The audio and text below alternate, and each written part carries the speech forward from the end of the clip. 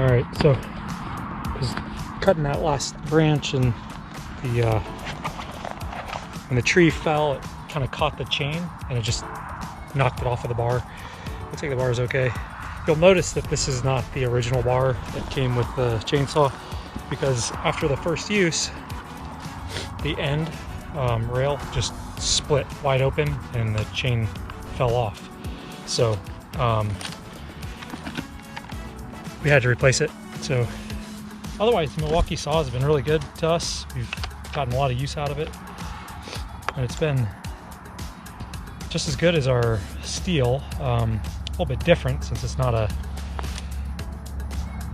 gas chainsaw, so we just got to pay a little bit closer attention to when the bar chain oil goes out. And then it's got a large reservoir, so I had a 12 amp battery earlier. I used a little bit the other day, so I have about a half left. This is an 8 amp hour battery, so I've done 3 trees, just limbing them up, and then, as you see, piling them up. So honestly, I have nothing negative to say about this chainsaw other than the bar that came on it was either defective or just really isn't any good. But otherwise, the chainsaw's got plenty of power. I have not run into anything where it bogs down, and it's a whole lot quieter. I still wear the headphones I have in right now and my earmuffs just because I'm always listening to podcasts or books or something to keep my mind occupied.